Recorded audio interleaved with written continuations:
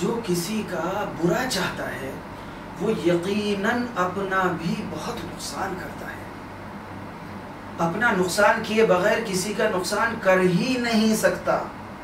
اور وہ نقصان کیا ہے؟ وہ نقصان یہ ہے کہ برا چاہنے والا انسان ایک تو غم اور فکر میں رہتا ہے کہ دوسرے کو یہ نعمت یا خوشی کیوں مل گئی، اور مل گئی ہے تو کیا طریقہ ہے کہ چھن جائے. اور یاد رکھیں کہ غم اور فکر اگر مستقل رہے تو انسان کی عقل کم ہو جاتی ہے. ایک بہت بڑے حکیم گزرے ہیں، حافظ ابن حبان. یہ حکیم بھی تھے، محدث بھی تھے، مورخ بھی تھے. بہت سی کتابیں لکھی ہیں انہوں نے. ان کی ایک کتاب ہے روضۃ العقلاء، اس میں انہوں نے لکھا ہے کہ غم کا تسلسل عقل میں کمی کا سبب بنتا ہے.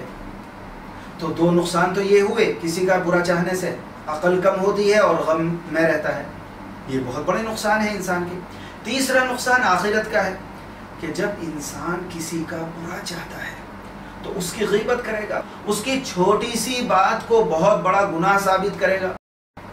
تو اس طرح کرنے سے اس کی ساری نیکیاں برباد ہو جائیں گی اس شخص کی، جیسا کہ حدیث میں ہے. اور ایک حدیث میں تو یہ ہے، اللہ کے رسول صلی اللہ علیہ وسلم نے فرمایا جو کسی کا برا چاہتا ہے اس سے میرا کوئی تعلق نہیں ہے.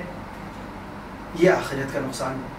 اس کے علاوہ نقصان اور بھی ہیں، لیکن اصل مسئلہ تو یہ ہے کہ اپنے نقصان سے وہ بچے جو یہ سمجھے کہ میرے اندر یہ گندی صفت ہے، بلکہ ہر ایک یہ سمجھتا ہے کہ اس کے اندر یہ بری صفت ہے ہی نہیں. کسی کا برا چاہنے والی، جس کی وجہ سے پوری زندگی اپنا نقصان کرتا رہتا ہے. اس کا برا ہو نہ ہو اس کا نقصان ہوتا رہے گا اور یہ سمجھتا رہے گا کہ یہ صفت میرے اندر ہے ہی نہیں. اصل میں یہ گندگی چھپی ہوئی ہے. بہت محنت کے بعد اس کا پتہ چلتا ہے اور بڑی محنت کے بعد یہ دور ہوتی ہے. یہ صفت کم زیادہ تو ہوتی رہتی ہے لوگوں کے اندر، لیکن ختم یہ بڑی مشکل سے ہوتی ہے. کسی کے اندر اتنی زیادہ ہوتی ہے کہ دوست ہو یا دشمن ہو ہر ایک کا برا چاہتا ہے اور ہر ایک کے فائدے سے اس کو تکلیف ہوتی ہے. حالانکہ ہونا ایسا چاہیے. اس پر میں ایک شعر سناتا ہوں.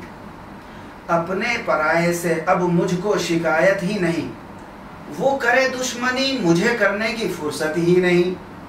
اللہ تعالی ہمارے اندر اچھی صفات پیدا فرمائے اور بری صفات سے اللہ تعالی ہماری حفاظت فرمائے.